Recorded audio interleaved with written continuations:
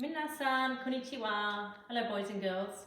I know most of you think I'm Japanese because I teach Japanese, but I'm actually Italian background. So I thought it might be good to show you how to make Italian pasta, homemade pasta. All right, so we're going to start off with plain flour.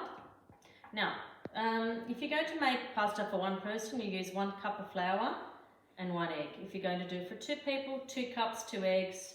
3 people, 3 cups, 3 eggs, and so on. Okay, so we start off with the flour.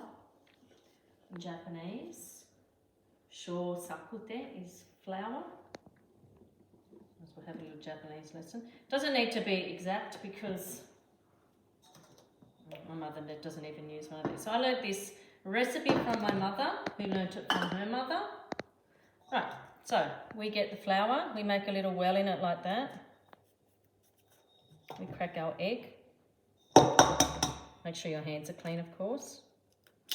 Put our egg in the middle. Egg in Japanese is tamago.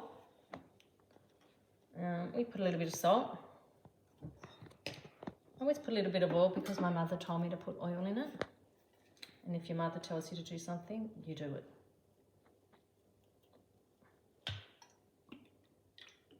Okay. I've also got water here because as you're kneading, you might need to add some water. Okay. So we start mixing.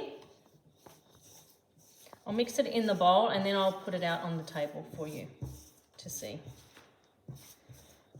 Now, flour has gluten in it, and gluten is what helps the pasta turn into a nice consistency. It binds everything together. Okay, so that's why we need to knead. Now at this point I'll add some water in.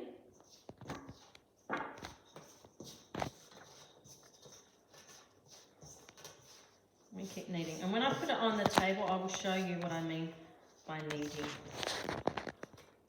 I'm going to add a little bit more water.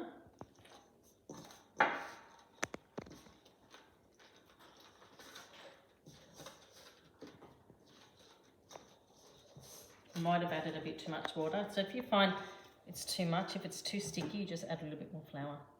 That's why I said it doesn't really matter if you don't, I don't follow a recipe. Just add bits and pieces to it as I need it. Okay, so I'm going to pour this out here now on the table. And I'm going to start kneading. And when we knead, we use this part. Oh, it's a bit messy. It's like playing with Play-Doh. You use this part of your hand. Okay? I should have taken off my bracelet, shouldn't I?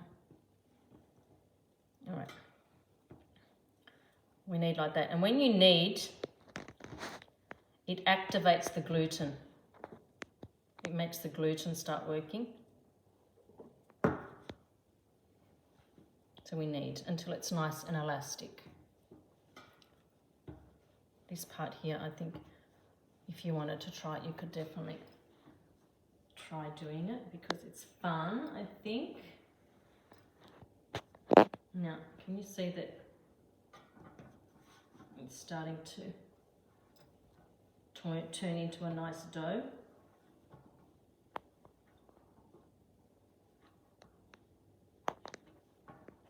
That's a really nice one. Sometimes when I'm kneading, I reckon every day, sometimes when you make pasta, it turns out a little bit different every time you do it, depending on the weather too, if it's cold or hot.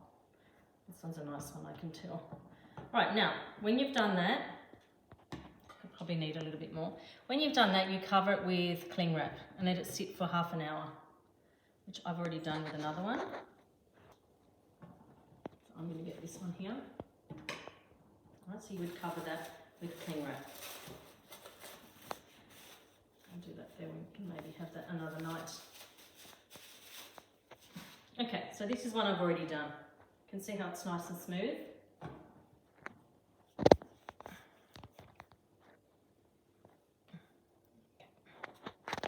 Right, now what we do, you can get a knife if you like and cut it. And we come over here and we use this machine, this pasta machine. This pasta machine you can get, most places sell it now, most homeware places. Put lots of flour on the table. Clean your little space up here. I won't need any of that anymore. Okay, now if you have a look at this machine, this part here is to make your flat sheets like your lasagna and different types of pasta, thin spaghetti and fettuccine. So we start off like that. We flatten it a little bit in our hands.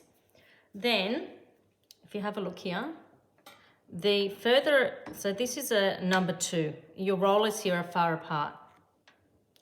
And the idea is you put this through there and keep moving the numbers higher up, which make these closer together, and your pasta comes up thinner and thinner. But I always start off on the number 2. We put it through here.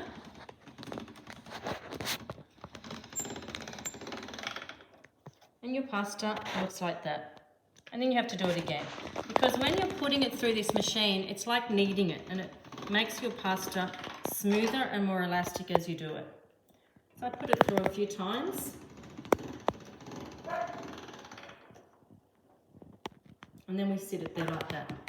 And then you get another one. Okay? Now, let's imagine this has been sitting there and I've done the rest of this. You get that? And then you move it on to a higher number. I like to go up to about 5 or 6, depending on how thick you like your pasta. That's number 4.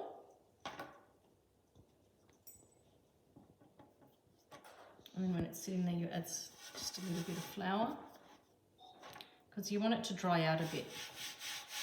You don't want it too soft, or else it will stick together when you're cooking it.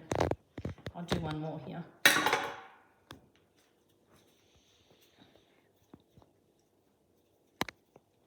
So I know lots of you probably have all different types of food that you make with your parents as well. Probably foods that you can teach me as well. I see when you're eating your lunch, some of you have delicious food. And I get very hungry looking at you all.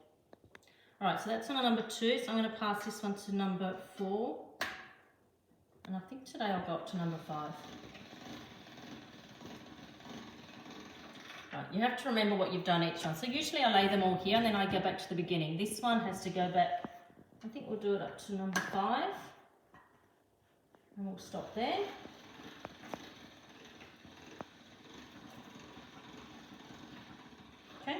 And that is a good thickness.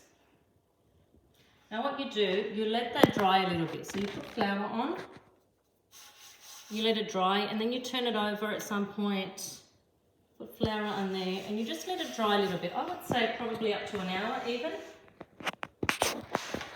And then when you're ready, you come back, and that's when you can move it to this one. You can make lasagna with that.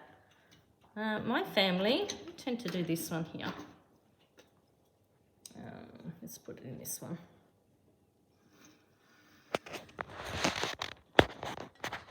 And you'll see when you pass it through here that your fettuccine come out.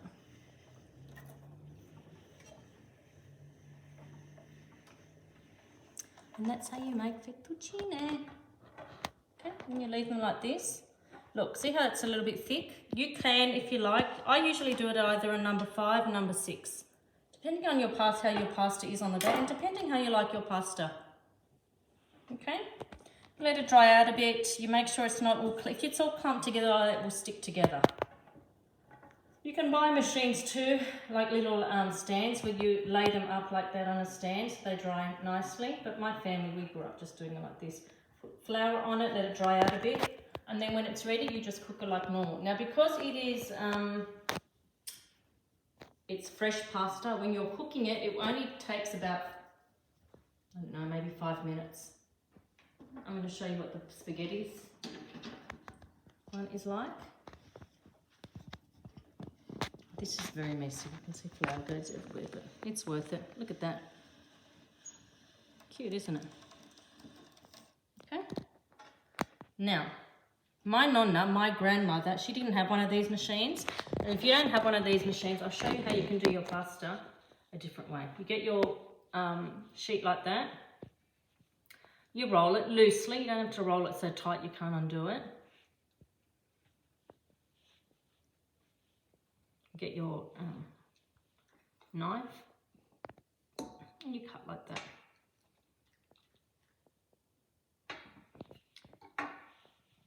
it's a thicker pasta, but that's what my nonna used to do. So they would have done it in the olden days, okay? You can make it thinner if you like.